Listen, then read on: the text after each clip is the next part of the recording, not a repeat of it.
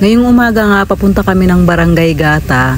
2 araw kami mag-i-stay at makikipiesta kami doon. Bahay nga ng asawa nga ni Mary Jane yung pupuntahan naman namin doon. May iiwan nga lang nga dito sa bahay sila Sabel at saka yung mga bata. Si Lola nga sana iiwan din namin, kaya lang nitong umaga nga mga nagbago nga yung isip. Paalaga nga si Mary Jane ng baboy nga kay nanay para kami magagamit nga ngayong pesta.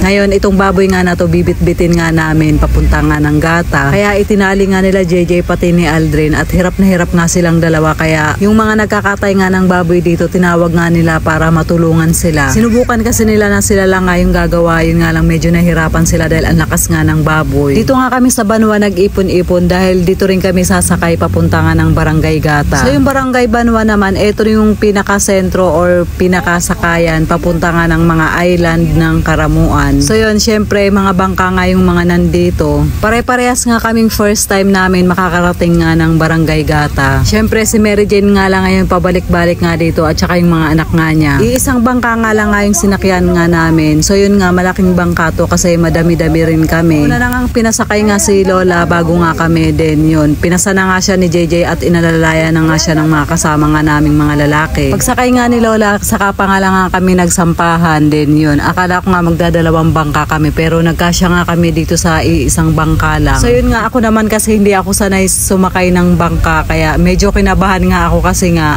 ang dami nga namin. Kasama nga yung kapatid nga ni Aldrin pati na rin nga yung anak nga niya.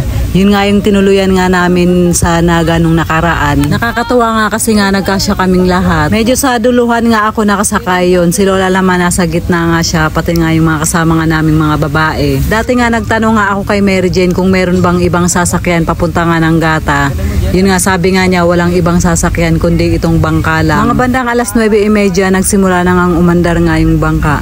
So yun, hindi na nga kami magkarinigan dito sa loob ng bangka kasi nga napakaingay nga ng makina. Kaya instead nga na mag-uusap-usap nga kami, naghingitian na lang din kami. Kasi hindi rin naman kami magkakarinigan kahit nga magsigawan pa kami dito sa loob ng bangka.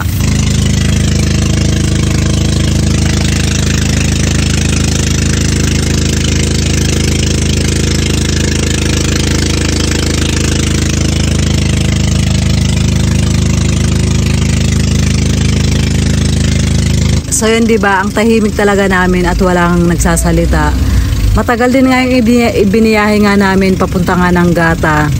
Inabot din nga kami ng kulang-kulang 1 oras. Malapit na nga kami sa Pangpang, nagtulak nga yung ibang lalaki nga sa amin para medyo malapit-lapit kasi malayo-layo din kasi yung tubig na lalakaran nga namin dahil nga mababaw nga siya. So yun, sumasayad na nga yung bangka. Kaya kahit andito pa nga sa gitna, naglakad na nga kami. Yan, tutulak kasi mo. Dahil tara pa dahil. Kasi hindi na kaya ng motor dahil sad-sad na. Natulong na ka pa. Tulak, boys. Sa babaon. Hindi na kasi. Masyado ng... Si Lola na nga yung pinakahuli nga naming ibinaba din yun. Pinasan ulit siya ni JJ. Then kami naman dalawa ni Mary Jane yung nahuli para nga dun sa mga gamit na mga ibinaba din namin. Sobrang init nga nung mga time nga na to. Kaya sabi ko nga sa sarili ko, masusunog talaga yung balat ko dito. Dahil ako nga yung pinakahuling bumaba nga ng bangka, naiwan nga nila ako kahit si Mary Jane hindi ko na nga matanaw. Yun nga, nagtanong-tanong na lang din nga ako dito kung saan nga yung bahay nga nila Aldrin. Kasi hindi ko na nga sila makita at ang dami pa nga mga lusutan. Akala ko nga maliligaw pa nga ako nung narinig ko na nga yung mga tawanan nga ng mga kasama ko. Yun, nabuhayan na nga ako ng loob. Wala rin pating signal yung cellphone ko kaya hindi rin ako makapag-chat sa kanila. Mga fast 10 na nga to at sobrang init nga dito. Kahit marami siyang puno, hindi mo rin talaga mararamdaman yung lamig kasi nga wala ngang hangin. Pagkadating ko nga dito sa bahay nga nila Aldrin, naghanap nga ako ng maiinom nga na tubig kasi nga sobrang naiinitan nga yung pakiramdam ko.